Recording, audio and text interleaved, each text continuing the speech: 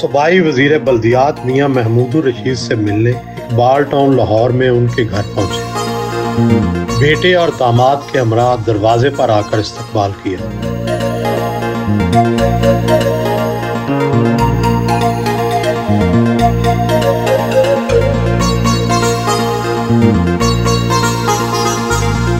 पंजाब में तहरीक इंसाफ हुकूमत के वजीर बल्दियात हैं।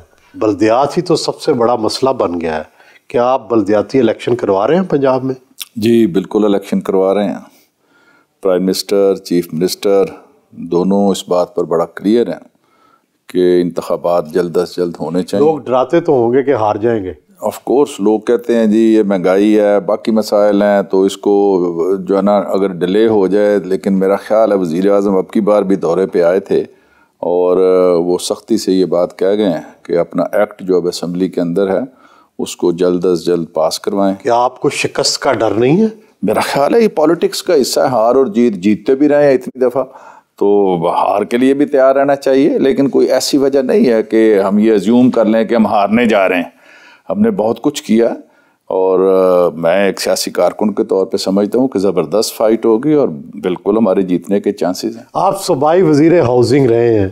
पीटीआई का जो प्लान था 50 लाख घर बनाने का, वो कहाँ तक पहुँचा? एक तो हमने क़ुव्वत के साथ जॉइंट वेंचर किया था कि इंक्रीमेंटल हाउसिंग के लिए, और ऐसे लोग जिनके पास अपना प्लॉट है और घर बनाने के लिए पैसे नहीं हैं, वो तकरीबन 10 बिलियन 5 अरब एक दफ़ा और 5 अरब एक दफ़ा फेडरल गवर्नमेंट की तरफ से उन्हें मिला और 2 बिलियन गवर्नमेंट ऑफ पंजाब ने दिया।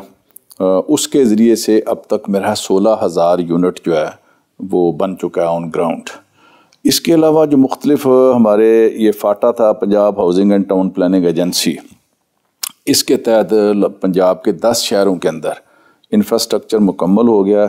ओकाड़ा के अंदर इस वक्त घर बन रहे हैं, कोई 1000 यूनिट है, और बाकी जगहों पर टेंडर प्रोसेस के अंदर है। इसमें पत्तों की है, लोधरा है, लिया है, सियालकोट है।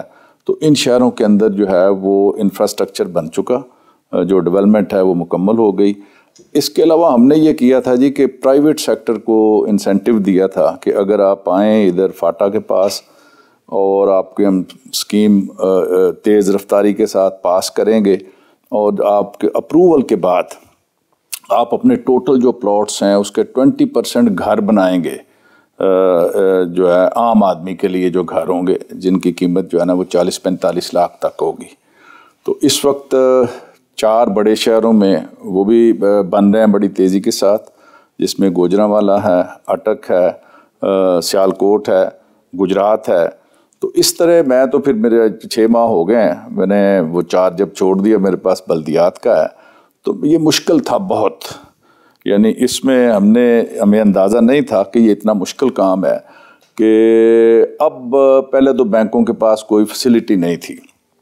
जो मेन काम हुकूमत ने किया वो ये कि हाउसिंग लोन के लिए स्टेट बैंक को मजबूर किया और वो 3% पे लोगों को कर्जे देते हैं, आम आदमी जो अपना घर बना सके अगर उसके पास ज़मीन का टुकड़ा है।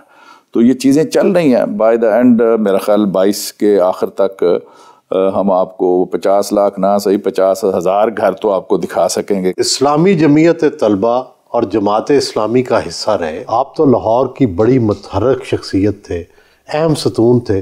जमात इस्लामी को छोड़ क्यों दिया? 93 में जो जमात इस्लामी की पॉलिसी थी कि इस्लामिक फ्रंट के प्लेटफार्म से इलेक्शन लड़ें और अलग हमें अपना इंतखाब लड़ना है, तो उस पर बुनियादी हमें इख्तलाफ था। तमाम जो इलेक्टेड लोग थे वो इंतखाब तो हमने लड़ा उस पॉलिसी के तहत, वो लूज़ भी किया। ज़िंदगी में वाहिद इलेक्शन जो मैं हारा हूँ वो 93 का इलेक्शन था। मैंने 8 इलेक्शन लड़े हैं जिसमें से 7 मैंने जीते हैं।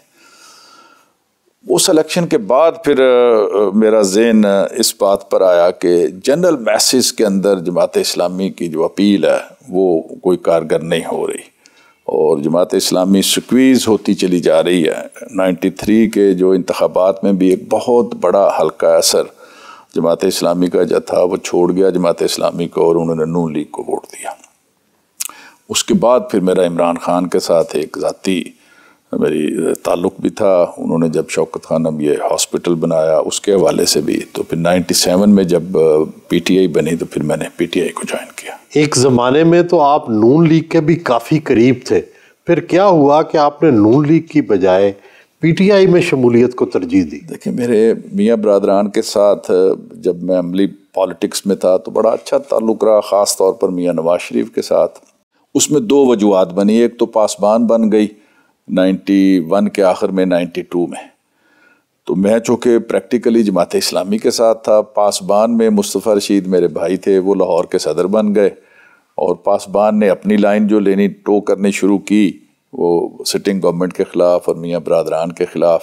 तो वो एक दरार उस वक्त एक पैदा हुई, तो जिस पे मेरा ख्याल है कि मियाँ साहब ने बाद में मुझे ऑफ़र भी किया, ये उसके बाद 93 के इंतखाबात के बाद भी, लेकिन मैंने ये समझा कि मैं बहुत कुछ सीखा हुआ है दौरे तालिब इल्मी में भी और अमली पॉलिटिक्स में भी, तो मैं जद्दोजहद करके इमरान खान जो मेरी बातें थीं या मेरा एक आइडियल था कि इस तरह की चेंज आनी चाहिए, middle class, lower middle class, पढ़े लिखे लोगों को आगे आना चाहिए, पार्लियामेंट में जाना चाहिए, तो इस तरह मैं फिर पीटीआई में चला गया उनके साथ। पीटीआई में आ तो गए लेकिन यहाँ भी ग्रुपिंग का शिकार रहे। अलीम खान और आपके ग्रुप्स में बड़ी शदीद मुआज़रा रही, इस हद तक के पर्चे दर्ज हुए। क्या आप उससे निकल आए हैं? देखिए, वो मेरा ख्याल है कि इंट्रा पार्टी इंतखाब जो है वो कोई दुरुस्त फैसला नहीं था पार्टी का, लेकिन वो फैसला हो गया। उसमें हमने भरपूर तरीके से जो वर्कर केडर था सारा, उसको मैं लीड कर रहा था। यहाँ लाहौर में मेरे साथ एजाज चौधरी, डॉक्टर यास्मीन राशिद और बाकी लोग थे पीटीआई के जो वर्कर थे सारे। तो हमने डटकर मुकाबला किया, पर्चे भी हुए। वो तो फिर ज़ाहिर है पॉलिटिक्स में ये सारी चीज़ें होती हैं, लेकिन अब उस तरह की मुहाज़रा नहीं है। अब सीज़ फायर भी हो गया, बल्कि उसके फौरी बाद ही हो गया था। इमरान खान साहब ने ज़ाती तौर पर इंटरवीन किया और फिर हमें बिठाया और कहा जी कि आगे आम इंतखाबात आ रहे हैं और इसमें हमें मिल के चलना है। ये 2012 के एंड की बात है। तो अब उस तरह का मामला तो नहीं है, लेकिन इख्तलाफ राय तो हर पार्टी में होता है, यहाँ भी है, लेकिन उस तरह की शिद्दत किसी जगह पे नहीं है। नून लीग के दौरे हुकूमत में आप पीटीआई की तरफ से पंजाब असम्बली में अपोजिशन लीडर थे। अपोजिशन लीडर होना ज़्यादा मुश्किल है या वज़ीर होना? जवाब तो दोनों में देने पड़ते हैं। दोनों ही मुश्किल है। अगर अपोजिशन लीडर कोई सही काम करे, मुझे याद पड़ता है कि हम 25-30 लोग थे, लेकिन जब असम्बली सेशन आता था तो बिल्कुल दिन रात हमें मेहनत करना पड़ती थी। बजट के दिनों में भी, उससे हट के भी तहरीक इल्तवाए कार हैं, करारदादें हैं, क्वेश्चंस हैं। तो इसमें छोटी सी टीम के साथ हमने बहुत अच्छा फाइट किया पिछले 5 साल और गवर्नमेंट को हमेशा आड़े हाथों लिया। हमारी टीम ने थोड़ी होने के बावजूद, ख़ास तौर पर मैं जिक्र करूँगा कि जो हमारी ख़वातीन मेंबर्स थीं, उन्होंने भी बहुत अच्छा उनका रोल था और बहुत अच्छा उन्होंने कंट्रीब्यूट किया इस सारे अरसे के दौरान। तो लीडर ऑफ द अपोजिशन के तौर पे मेरा ख्याल है कि आसान काम नहीं होता, लेकिन ये वजारत वाला एक नया तजर्बा था। ये भी कोई आसान काम नहीं है, ख़ास तौर पे आज जब ये आईटी का दौर है और मोबाइल हर फर्द के हाथ में पड़ा है। कोई बंदा आता है, ये काम वो काम, तो उसी वक्त वो रिज़ल्ट मांगता है कि फ़ोन मिला के ये जी सेक्रेटरी से फ़ोन कर लें, ये डीसी साहब से फ़ोन मिला लें। तो ये काफ़ी मुश्किल काम है। जो हम 80s के दहाई में हमारी जो पॉलिटिक्स थी वो और तरह की थी। आपने पंजाब यूनिवर्सिटी से एमए इकनॉमिक्स किया, क्या वजह है कि हुकूमत महंगाई को कंट्रोल नहीं कर सकी, माशी तौर पर बेहतर सूरत हाल नहीं ला सकी? आप बतौर इकोनॉमिस्ट क्या समझते हैं वजह? देखिए, मेरा ख्याल है जी, हुकूमत ने इक़दामात तो ज़बरदस्त किए हैं। जब हिस्ट्री लिखी जाएगी कि ऐसा नहीं है, माजी की हुकूमतें तमाम वो वक्ती रिलीफ तो देती थीं, लेकिन उनकी सारी पॉलिसीज़ जो थी वो डंग टपाऊ थी और एडहॉकिज़म पर मुश्तमिल थी। और हमारी हुकूमत ने बेसिक स्ट्रक्चरल चेंजेस का फ़ैसला किया और वो मुश्किल फ़ैसला था।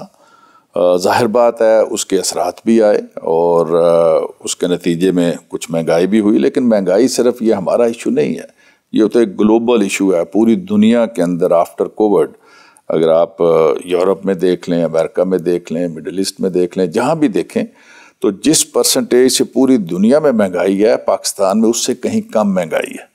मैं समझता हूँ एक बड़ी वजह ये जो हैं, हमारे जो 1-2 वज़रा चेंज हुए हैं वो भी हैं, लेकिन इन द लॉन्ग रन आप देखेंगे कि ये जो हमारी मुआशी फ़ैसले हैं, इनसे पाकिस्तान को आइंदा मुस्तकबिल में इससे बेहतरी आएगी। वॉक करने के लिए घर से रवाना हुए।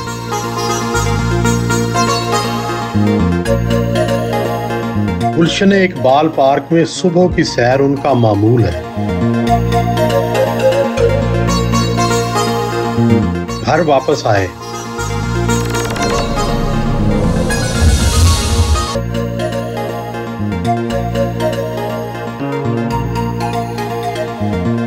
बेटे डॉक्टर हसन महमूद और दामाद डॉक्टर मोहम्मद वकास फारूक के हमरा नाश्ता किया।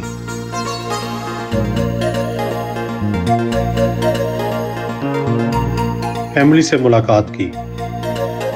आज का जो भी मैं अपनी ज़िंदगी में मैंने अचीव किया है उसमें बहुत ज़्यादा इनका हाथ है। मैं माशाल्लाह PhD डॉक्टर हूँ और कैम्ब्रिज यूनिवर्सिटी से मेरा MPhil है एजुकेशन पॉलिसी में, और उससे पहले एक MPhil कनेट कॉलेज से है और 2 इयर्स कनेट कॉलेज में पढ़ाया भी है। और अब जो है बेबी है, फैमिली को टाइम दे रही हूँ। और ये मेरे हस्बैंड हैं, ये भी असिस्टेंट प्रोफेसर हैं पंजाब यूनिवर्सिटी में जी। और उसमें वालिद साहब भी रोल मॉडल रहे हैं। उन्होंने ही हमेशा इंस्पायर किया। अच्छे से अच्छे कॉन्वेंट ऑफ जीसस मेरी से पढ़ा पहले O लेवल्स तक। बेटों और बेटियों में फ़र्क महसूस करते थे वालिद साहब? कभी भी नहीं। अगर हो भी तो बेटियों को शायद ज़्यादा ही थोड़ी तरजीह होगी। हमने कभी इस तरह की डिफरेंस नोट नहीं किया। अपॉर्चुनिटीज़ हों या प्यार हो या हर किस्म का जो हो ज़िंदगी के अंदर मौके हों, तो हमेशा हमने ऐसे रेफरेंस ही देखा। खूबी है मुझे जो लगी है वो परसिस्टेंस, मतलब और इनका पैशन है पॉलिटिक्स। मतलब मैंने इनको ये देखा है कि बाकी चीज़ें जो हैं ये अवॉइड कर देते हैं या मतलब छोड़ देंगे, लेकिन इसको जो है वो पैशनेटली करते हैं। आपकी पढ़ाई में इनका कितना रोल था? I am a medical doctor.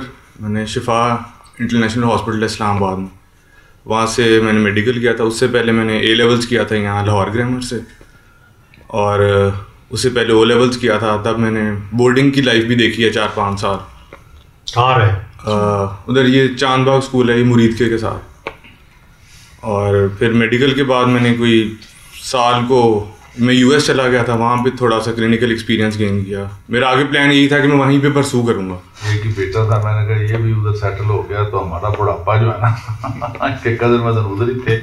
बस फिर इधर ही सेटल होने का प्लान था। तो फिर अब अल्हम्दुलिल्लाह लगे हुए हैं। मेरा ज़रा बिजनेस साइड पे रुझान है और साथ प्रैक्टिस भी हूँ, इन टच भी हूँ मैं मेडिकल से भी। इवनिंग में मैं प्रैक्टिस करता हूँ और सुबह के टाइम बिजनेस थोड़ा टाइम, फिर रात को फिर पॉलिटिक्स मियाँ साहब के साथ। पॉलिटिक्स पसंद है आपको भी? बिल्कुल, टाइम आने पे इंशाल्लाह। शौक तो रखते हैं, बिल्कुल रखते हैं। कंट्रीब्यूट करेंगे भरपूर तरीके से। बीवी से ज़्यादा तो बेहतर कोई नहीं खाउंद को जानता। मियाँ साहब की क्या क्या अच्छाइयाँ हैं और क्या खामी हैं? इन्होंने अपने आप को इंसानियत की खिदमत के लिए डिवोट किया हुआ है। अल्लाह ताला इनकी खिदमत को कबूल करे। लड़ाई आपकी किन बातों पे होती है इनसे? नहीं, लड़ाई क्या होनी, बस वो देखते हैं सारा दिन, इतनी मेहनत के बाद घर आते हैं तो फिर उनका राइट है, अगर वो नौकरों शौकरों से भी लड़ाई हो जाती है बस।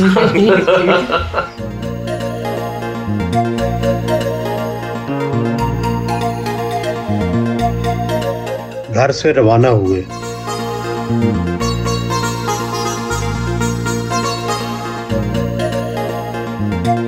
हल्के में अपने इंतखाबी दफ्तर आए।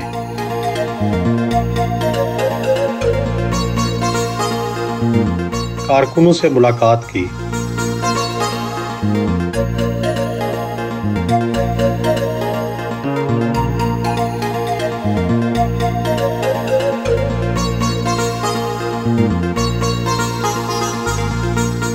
तलबा सियासत से मेन स्ट्रीम पॉलिटिक्स में आए। ये बताएं कि तलबा यूनियन कितनी ज़रूरी है मुल्क की सियासत के लिए? मेरा ख्याल है जी कि तलबा यूनियन से बड़ी लीडरशिप जो है ना, इस वक्त आप नेशनल लेवल के ऊपर अगर आप देखें तो तकरीबन हर पार्टी में जो स्टूडेंट रहनुमा थे, तालिब इल्म, जो यूनियंस के इलेक्टेड प्रेसिडेंट थे, सेक्रेटरीज थे, वो आके कौमी सतह पे एमर्ज हुए एज अ लीडर। तो मैं समझता हूँ जी कि ये एक बेसिक नर्सरी है कि जिसमें एक बासलाहियत लोगों की जो परवान चढ़ते हैं, उन्हें एक्सपीरियंस होता है और वो आगे जाके कौमी सतह के ऊपर बहुत कुछ कंट्रीब्यूट कर सकते हैं। लेकिन मेरा ख्याल है कि इनको दोबारा तलबा यूनियंस को बहाल किया जाना चाहिए। तलबा सियासत में जो तशद्दुद दर आया था, जो तशद्दुद आ गया था, उसको रोकने का क्या तरीका है? इसको एक स्ट्रिक्ट और कंट्रोल्ड तरीके से आप इसका आगाज़ कर सकते हैं कि जिसके ऊपर इस तरह की पाबंदी हो और वो मुख्तलिफ पॉलिटिकल पार्टीज उसमें डायरेक्ट इंटरफेरेंस ना करें, बल्कि स्टूडेंट्स जो है ना उसकी सतह के ऊपर हर तालीमी इदारे के अंदर उनको अपनी जो एक्स्ट्रा करिकुलर एक्टिविटीज़ हैं और बाकी जो स्टूडेंट्स के मसाइल के हवाले से और कंस्ट्रक्टिव वहाँ पे सेमिनार हैं, बाकी लेक्चर्स हैं, उनका एहतमाम होना चाहिए और by the passage of time फिर आप तलबा यूनियंस के इंतखाबात की तरफ आ सकते हैं।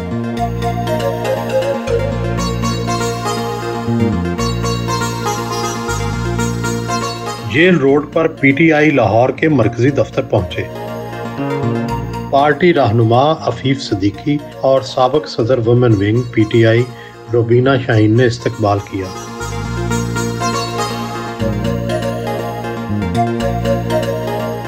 अपने दफ्तर में आए।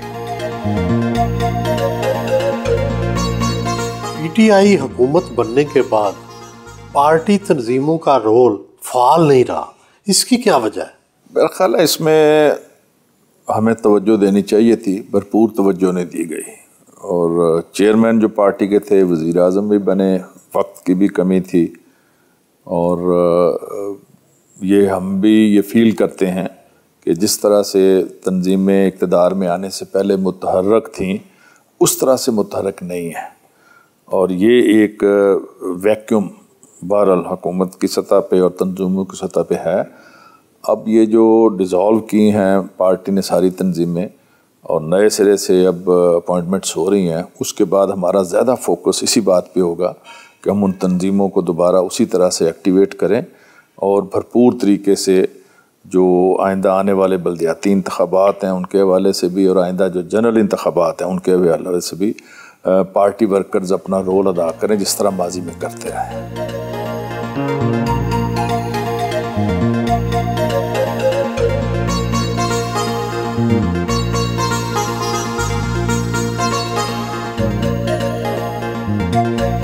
पंजाब में आइंदा बल्दियाती इंतखाबात के हवाले से पार्टी रहनुमाओं से मीटिंग की और लाए अमल पर तबादला ख्याल किया। निज़ाम जो है ना ये बड़ा एक रियल सेंस में जो कॉन्स्टिट्यूशन की 140 है कि एक ताकतवर मुकामी हुकूमतों का निज़ाम, लोकल बॉडीज नहीं जीतेंगे सीटें इंशाल्लाह ताला जी, जो आप पहले जीते हुए वो तो बरकरार रखेंगे।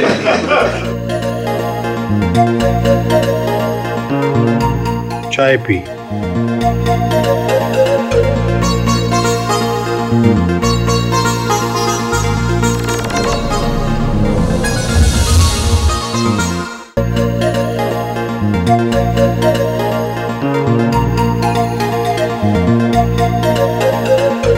सिविल सेक्रेटेरिएट पहुंचे।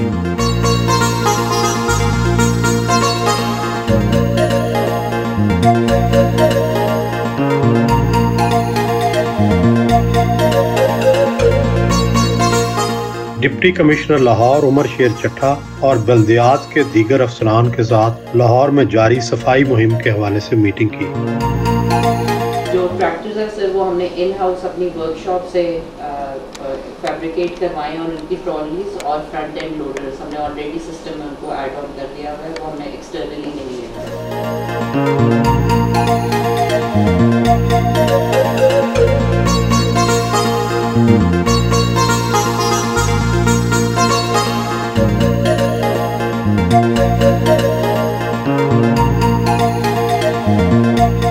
सगिया पुल के नजदीक पार्टी रहनुमा चौधरी असगर गुज्जर के घर पहुंचे। उन्होंने बाहर आकर इस्तकबाल किया।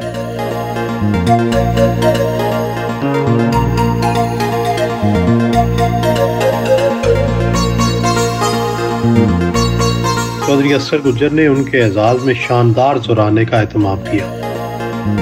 साग, मछली, मटन और पुलाव से तवाज़ु की गई।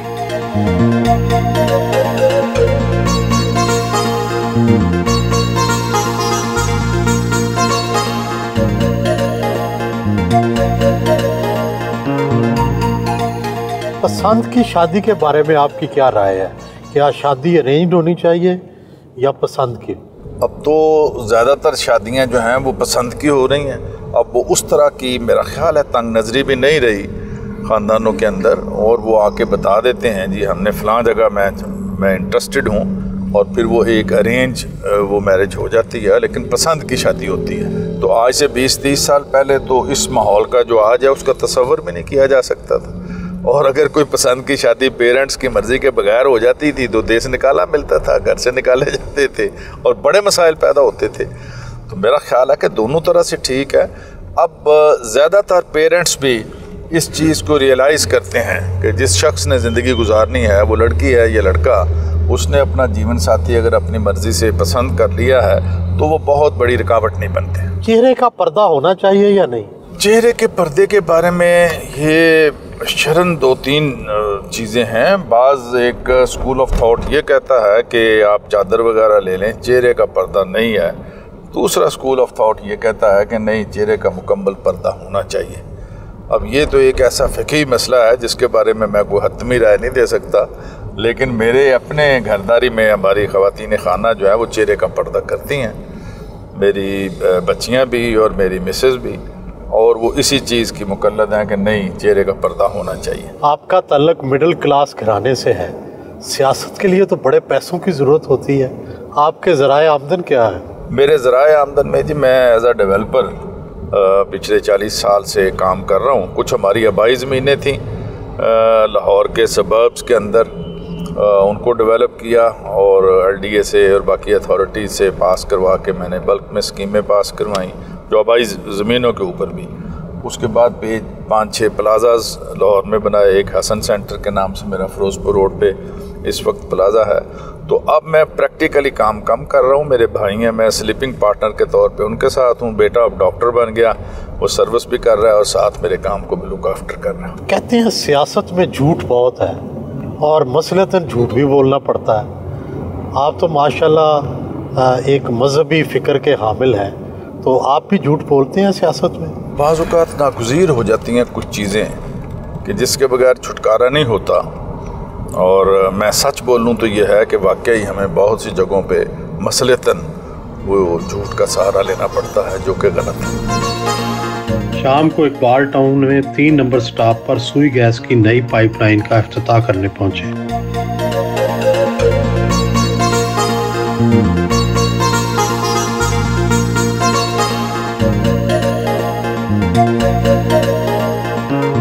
नए ट्रॉमा सेंटर का इफ्तिताह किया।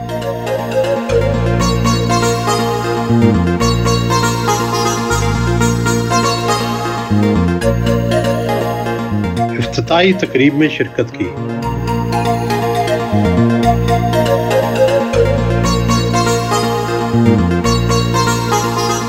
10 करोड़ रुपए की लागत से और अलहमद कॉलोनी और सामने सारा आपका ये गंजबख्श रोड है और उससे मुल्का जितनी भी आबादियाँ हैं उन सब के अंदर अब पिछले जो है 1 साल से हम लगे हुए थे, ये सारा पाइप जो है वो नए सिरे से रिप्लेस हो जाएगा, नया पाइप आ जाएगा और आपका ये मसला हमेशा हमेशा के लिए हल हो जाएगा।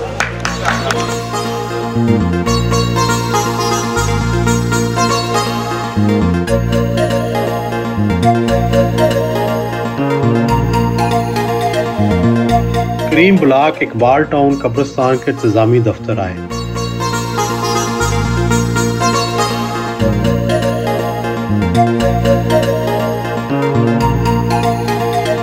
कब्रिस्तान कमेटी के मेंबरान के साथ मीटिंग की और अकलीतों के मसाइल पर भी गुफ्तगू हुई।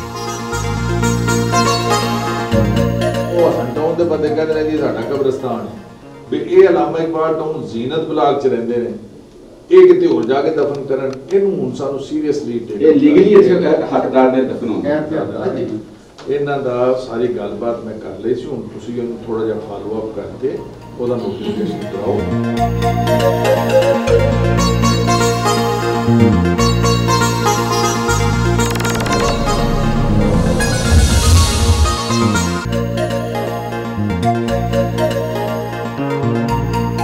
रात को अपने दामाद मियां अकरम उस्मान और PTI के साबिक जनरल सेक्रेटरी के घर शाह जमाल पहुंचे।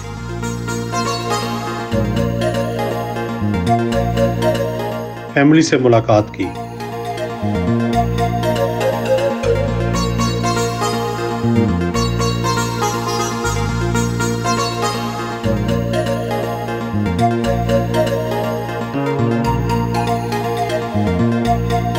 रात का खाना यहीं खाया और तकल्लुफ खानों का एहतमाम किया गया।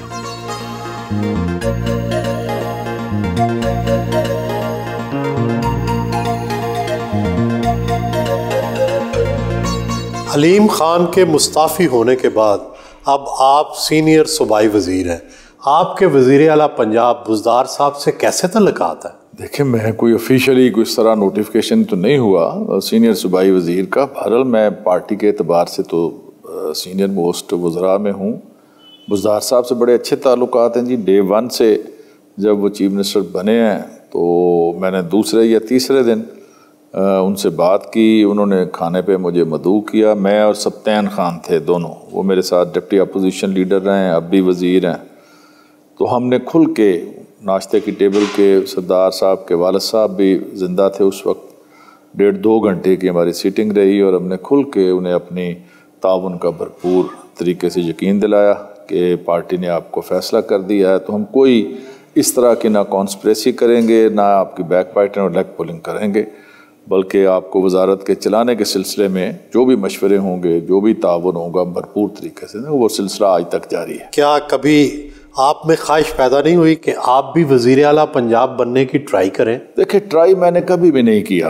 ये तो लीडरशिप का काम है कि वो देखे। इस दफ़ा असल में जो कंपटीशन 2-3 लोग थे, अलीम खां ख़ुद को भी एज्यूम किए हुए थे कि मुझे चीफ मिनिस्ट्री का मैं अहल हूँ, हकदार हूँ, और उन्होंने उसके लिए बड़ी एफर्ट भी की। और जब इंतखाबात के बाद मैंने ये महसूस किया कि शायद चीफ मिनिस्ट्री के लिए जो खान साहब हैं उनकी प्रायोरिटी ये है कि कोई नया चेहरा जो है उसको आगे लाया जाए, और ये चूँकि बड़ी स्वीयर किस्म की ग्रुपिंग है पार्टी के अंदर, तो अगर मैं अलीम खां को बनाता हूँ तो ये सारा ग्रुप जो है ना वो नाराज़ होगा, और अगर मैं महमूद रशीद को बनाता हूँ तो कुछ दूसरे लोग जो है ना वो इसे चलने नहीं देंगे। तो लिहाजा उन्होंने ये किया कि हम जो है ना एक नया बंदा उसको लेके आते हैं। इचरा लाहौर की मियाँ अराई फैमिली से आपका ताल्लुक़ है। आपकी फतह में आपकी बरादरी का कितना हिस्सा होता है और आपकी पार्टी का कितना हिस्सा? मैं समझता हूँ कि दोनों फैक्टर्स थे मेरी कामयाबी में। पार्टी एक बड़ा फैक्टर थी। आपका शुमार पार्टी के पुराने और नज़रियाती कारकुनों में होता है, लेकिन महसूस यूँ होता है कि पार्टी को अशराफिया चला रही है और बेचारे कारकुन कहीं कोने में लग गए। मेरा ख्याल है जी कि इसमें किसी हद तक अदम तवाज़न रहा है, लेकिन अब की बार मैं महसूस कर रहा हूँ कि वज़ीर आज़म को बड़ी शिद्दत से इस बात का एहसास है कि पुराने और नज़रियाती लोगों की राय को फ़ौक़ियत दी जाए और उन्हें भी सफ़े अव्वल में लाकर खड़ा किया जाए। पिछले दिनों प्राइम मिनिस्टर का लाहौर का विज़िट था और मैंने उन्हें रिक्वेस्ट की मिलने के लिए, तो उन्होंने ख़ुद इस ख्वाहिश का इज़हार किया कि पार्टी के पुराने 10-15 लोगों को भी आप साथ लेके आएँ, मैं हम सब से मिलना चाहता हूँ। तो हमने कोई 1-1.5 घंटे की नशिस्त प्राइम मिनिस्टर साहब से की और जिसमें हमारे पुराने कारकुनों ने खुल कर दिल की बातें की, गिले शिकवे भी हुए और आइंदा की फ्यूचर पॉलिटिक्स के ऊपर भी बात की। मेरा ख्याल है कि ये आपका एहसास जो है वो किसी हद तक दुरुस्त है, लेकिन पार्टी अब दोबारा असल सिमत की तरफ आ रही है और वज़ीर आज़म को भी इस बात का एहसास है कि नज़रियाती लोगों को जब तक एक मतवाज़न तरीके से आइंदा हुकूमती ओहदों के अंदर भी और पॉलिटिक्स के अंदर भी, ख़ास तौर पर आइंदा बल्दियाती इंतखाबात के अंदर भी प्लेसमेंट नहीं दी जाएगी, शायद जो है ना वो पार्टी इस तरह से मज़ीद कमज़ोर हो जाए मजबूत होने की बजाय। इमरान खान के बारे में लोग मुख्तलिफ़ किस्म की बातें करते हैं, लेकिन सच्ची बात यह है कि मुझे आज 25 साल हो गए हैं, मैंने जितना विजनरी और जितना डिटरमेंट उस लीडर को पाया है कि भले वो उस तरह से कामयाबी अभी हमें बाज़ाहिर नज़र नहीं आ रही, लेकिन उसकी सारी सोच जो है वो पाकिस्तान के निचले तबकात, पिसे हुए लोग, गरीब लोग, पाकिस्तानी अवाम के लिए है और उसकी सारी सोच उसके लिए है। कोई उसको पर्सनल लस्ट नहीं है, वो हमेशा पाकिस्तान के बारे में और पाकिस्तान के अवाम के बारे में सोचता है और मुझे पूरा यकीन है कि ये इंशाअल्लाह ये वक्ती जो एक तरह हम समझते हैं कि कुछ मायूसी हो रही है, इससे मायूसी के ये बादल छटेंगे और इमरान खान की लीडरशिप पाकिस्तान में, उनकी लीडरशिप में पाकिस्तान जो है वो तरक्की के मनाज़िल आइंदा तय करेगा। 2015 में नौजवान बेटा ब्रेन हैमरेज से इंतकाल कर गया। इस वाक़या का आपकी ज़िंदगी पर कितना असर हुआ? ये वाकई मेरे लिए एक इंतहाई नाकाबिले बर्दाश्त हद तक एक सदमे का लम्हा था, और मैं तकरीबन 1 साल तक बहुत ही ज़्यादा अफसरदा भी रहा। और मेरा वो नौजवान बेटा जो हाफ़िज़ कुरान भी था माशाल्लाह, बहुत ही हैंडसम, 6 फुट से ऊपर निकलता हुआ उसका कद था, और बड़ी मुश्किल से वक्त के साथ साथ इस ज़ख़म को मैंने मुंतबिल किया। और उसमें मेरी अहलिया मोहतरमा का बड़ा हिस्सा है। उन्होंने मुझे हमेशा सहारा भी दिया, ढारस भी बंधाई, और ये कहा भी कि अल्लाह का बात था, अल्लाह ताला ले गया है। तो बहरहाल वो साल मेरे लिए बहुत ही मुश्किल साल था। ज़िंदगी में खुशी का सबसे बड़ा लम्हा कौन सा था? मेरे यहाँ जब पहले बेटे की पैदाइश हुई, मेरे यके बाद दीगरे 3 बच्चियाँ थीं बड़ी, और बड़ी शिद्दत से ख्वाहिश थी सारे ख़ानदान की भी कि बेटा जो है वो पैदा होना चाहिए। तो मेरा बड़ा बेटा जो है वो 1990 में पैदा हुआ, हसन उसका नाम रखा है, छोटे का नाम हुसैन था। उस वक्त मैं समझता हूँ कि मुझे सबसे ज़्यादा खुशी जो है ना वो महसूस हुई। मौसीकी से, कवाली से कोई दिलचस्पी है? बिल्कुल है। मौसीकी से भी लता, नूर जहाँ मेरी फेवरेट सिंगर्स हैं। रफ़ी मेरा बड़ा फेवरेट सिंगर है, और अब तो तन्हाई मिलती नहीं है, वक्त मिलता नहीं है, लेकिन जब कभी दोस्तों के साथ आउटिंग पे निकलते हैं तो अपनी फेवरेट जो सिंगर्स हैं, गज़ल की गायकी में इकबाल बानो है, तो वो मुझे शगफ़ है उसका। दूसरा मेरा जो है अभी मेरी कुकिंग भी है। मैं मैं खुद करता हूँ। हफ्ते में 1-8 दफ़ा तो सारी फैमिली के साथ जो है ना, सबकी फरमाइश होती है, बेटियाँ मेरी आ जाती हैं कि आज अब्बू जो है ना वो पुलाव बनाएंगे। अच्छा। तो पुलाव ज़बरदस्त बनाता हूँ, और दोस्तों के साथ भी किसी दिन आपको भी अपने हाथ की पकी हुई जो है ना कुकिंग से वो आप लुत्फ़अंदोज़ होंगे।